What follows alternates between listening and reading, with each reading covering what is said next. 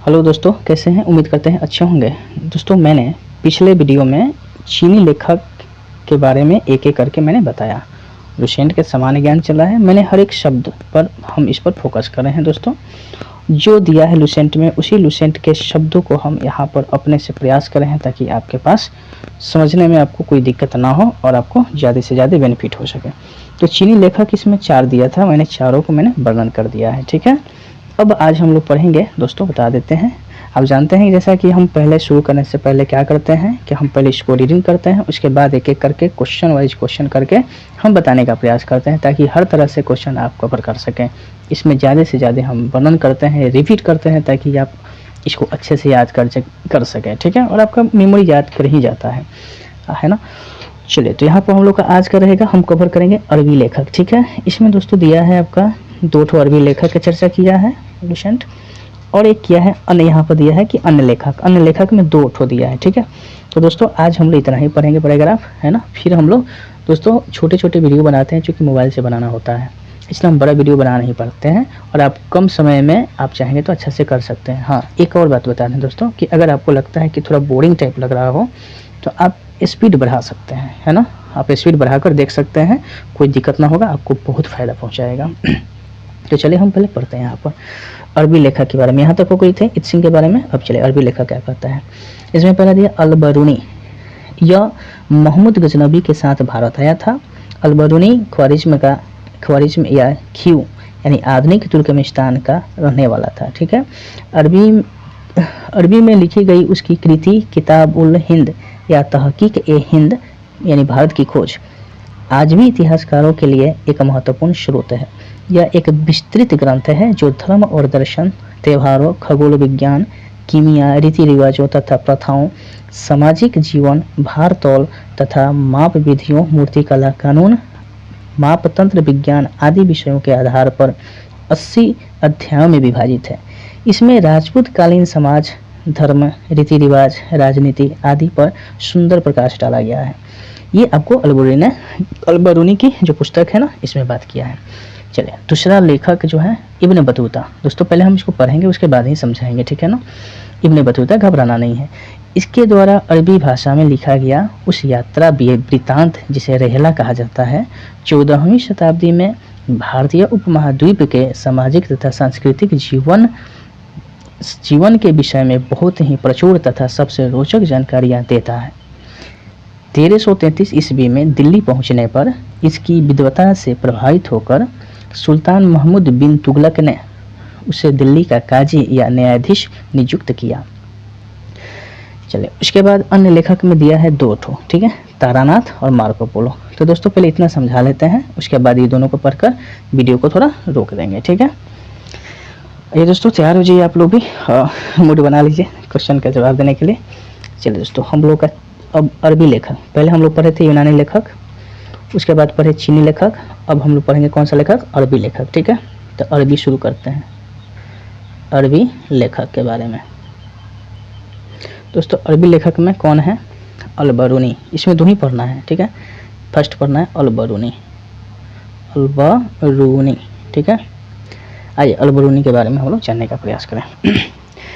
Lucent कहता है कि यह महमूद गजनबी के साथ भारत आया। देखो, पहली बात है कि अल-बरूनी भारत आया था, पर किसके साथ आया? किसके साथ? जवाब दीजिएगा, बोलिए आप लोग। महमूद गजनबी के साथ। ठीक है, महमूद गजनबी के साथ, गजनबी के साथ। ध्यान रखिएगा, अल-बरूनी भारत आया, पर किसके साथ आया था? गजनबी के साथ आया था। ये कहाँ का रहने वाला था, थोड़ा ध्यान रखेंगे। अल-बरूनी रहने वाला कहाँ का था? ये कहाँ का? तो ख्वारिज्म या खीव, ख्वारिज्म या इसको खीव बोलते हैं। ठीक है, खीव, जो कि इसको आजकल कहा जाता है आधुनिक तुर्कमेनिस्तान। आधुनिक तुर्कमेनिस्तान है। ठीक है, तुर्कमेनिस्तान माने आज के समय में इसको तुर्कमेनिस्तान बोला गया है। ठीक है, खीव कहो चाहे ख्वारिज्म कहो, पर ना बुझाए तो तुर्कमेनिस्तान आजकल आधुनिक में कहा गया है। ये अल-बरूनी कहाँ का रहने वाला था? ख्वारिज्म या खीव या तुर्कमेनिस्तान का रहने वाला था। ठीक है,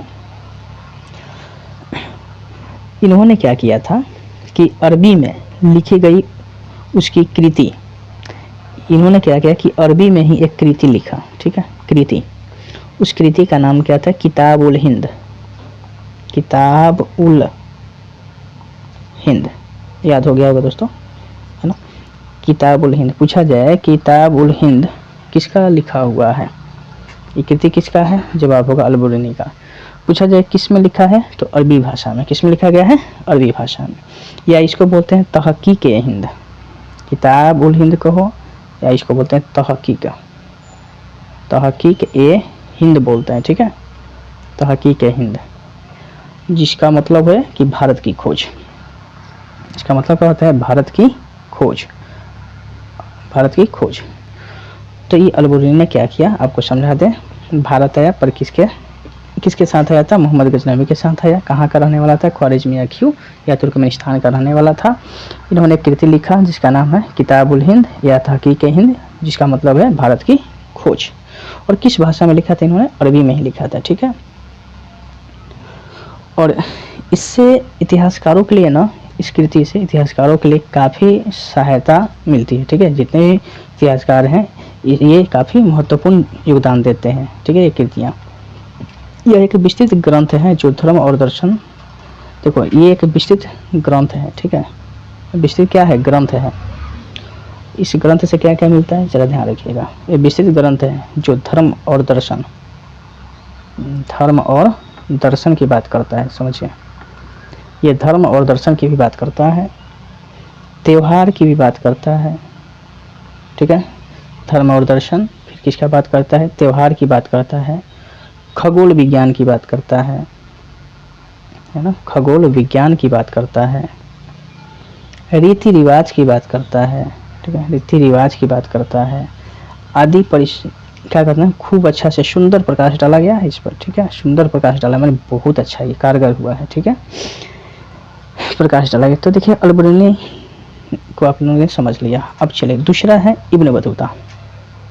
दूसरा जो है कौन है? Ibn Battuta.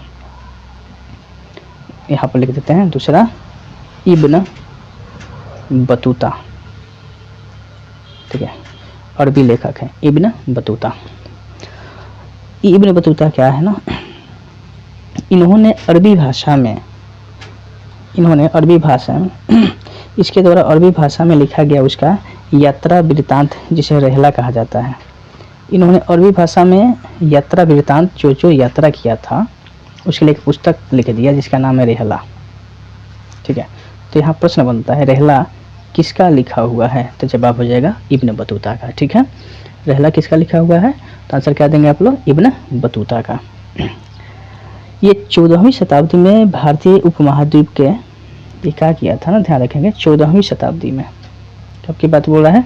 14वीं शताब्दी में भारतीय उपमहाद्वीप के सामाजिक तथा सांस्कृतिक जीवन के विषय में, भारतीय जो उपमहाद्वीप है माने भारत के बारे में, भारतीय उपमहाद्वीप के सामाजिक तथा सांस्कृतिक, यहाँ के सामाजिक तथा सांस्कृतिक की बात कर रहे हैं, सांस्कृतिक, ठीक है, सामाजिक तथा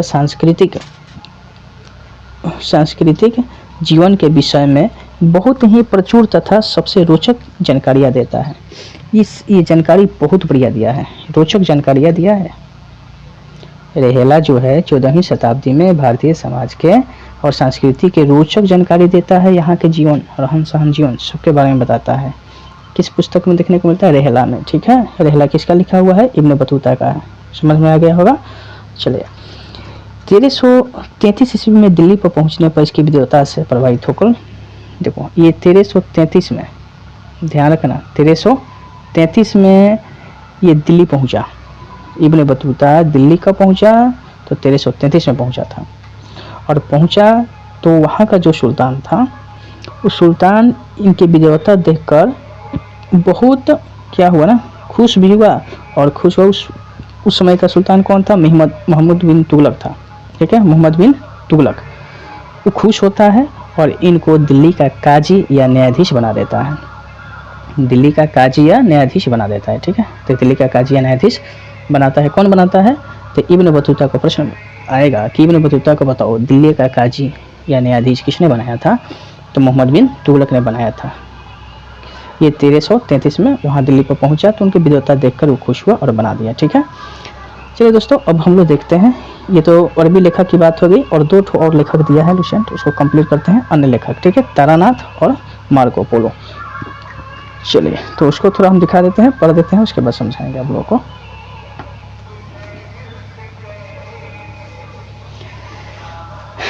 उम्मीद करते हैं कि आप लोग के लिए ये थोड़ा कुछ ना कुछ लाभ तो पहुंचा ही रहा होगा, और प्रयास करिएगा कि आप अच्छे चीज़ को समझ सकें। अगर एक बार में नहीं समझ आता है, एक बार और वीडियो को देखिएगा। देखिए दोस्तों, यहाँ पर हम दिखाते हैं, थोड़ा सा दिया है इसमें, ठीक है, पढ़ते हैं। यहाँ तक हो चुका। अब आइए अन्य लेखक के बारे में। देखिए, तारानाथ दिया है और एक मार्को पोलो। तो तारानाथ यह एक तिब्बती लेखक था। इसने कंग्यूर तथा तंग्यूर नामक ग्रंथ की रचना की। इनसे भारतीय इतिहास के बारे में जानकारी मिलती है। सिंपल है, छोटा सा दिया है। दूसरा है मार्को पोलो। यह 13वीं शताब्दी के अंत में पांड्य देश की यात्रा पर आया था। इसका विवरण पांड्य इतिहास के अध्ययन के लिए उपयोगी है। चलिए दोनों समझते हैं, उसके बाद वीडियो को हम लोग रोकेंगे, क्योंकि छोटा सा वीडियो ही बनाना था इसमें। देखिए, अन्य लेखक की बात किया रहा है। अन्य लेखक दोस्तों, हम लुसेंट के एक एक शब्द पर बात कर रहे हैं, ठीक है। एक एक शब्द को हम लेकर चल रहे हैं और चलेंगे भी, ठीक है। प्रयास है पूरा कि हम एक एक शब्द को करें, कोई भी टॉपिक नहीं छोड़ना है दोस्तों, है ना। क्योंकि ऐसे देखते हैं बहुत सारे लोग छोड़ देते हैं, पर छोड़ना हम लोग को नहीं है, अच्छे से इसको एक्सप्लेन करना है। देखिए, तारानाथ, तारानाथ की बात करते हैं। देखो, पूछा जाए कि तारानाथ एक लेखक था, पर कहाँ का लेखक था? जवाब है ना, तिब्बती लेखक, तिब्बत का, ठीक है, तिब्बती लेखक था ये। इसने ग्रंथ की रचना किया है, दो ग्रंथ। एक का नाम है कंग्यूर, कंगयूर, और दूसरा का नाम है तंगयूर, ठीक है। कंग्यूर और तंगयूर, ये दो ग्रंथ इन्होंने रचना किया था। और इन्हीं ग्रंथों में भारत के जो इतिहास है ना, भारतीय इतिहास के बारे में जानकारी दिया है, इसमें इन्होंने लिखा था। बस इसमें खास ज़्यादा नहीं लुसेंट बताया है। हम बार बार कर रहे हैं कि लुसेंट जितना बताया है हम उसी पर बात करेंगे दोस्तों, है ना। क्योंकि इधर उधर जाएंगे तो लंबा हो जाएगा वीडियो, बहुत तरह का होता है, कन्फ्यूज पैदा होता है ये, हम तो पहले इसको क्लियर करेंगे, उसके बाद फिर हम दूसरे पुस्तक को ही बना लेंगे। चलिए, अब दूसरा है, समझ गए कि तारानाथ कैसा लेखक था? तिब्बती लेखक था। इन्होंने ग्रंथ, दो ग्रंथ रचना किया, कंग्यूर तंग्यूर। पूछा जाए कंग्यूर किसका रचना है? तारानाथ का। तंग्यूर किसका रचना है? तारानाथ का रचना है। और इसमें कंग्यूर तंग्यूर में क्या होता है? भारतीय इतिहास के जानकारी मिलती है। चलिए, दूसरा नंबर है मार्को पोलो। ये पहला नंबर था, मार्को पोलो, मार्को पोलो। चलिए दोस्तों, मार्को पोलो, देखिए दोस्तों, ये कह रहा है कि 13वीं शताब्दी के अंत में, 13वीं शताब्दी के अंत में पांड्य देश की यात्रा पर आया था। पांड्य देश की यात्रा पर आया था, ठीक है। पूछा जाए कि मार्को पोलो किस देश की यात्रा पर आया था, तो जवाब होगा पांड्य देश की यात्रा पर। पूछा जाए कब आया था, कब आया था, तो 13वीं शताब्दी में, ठीक है।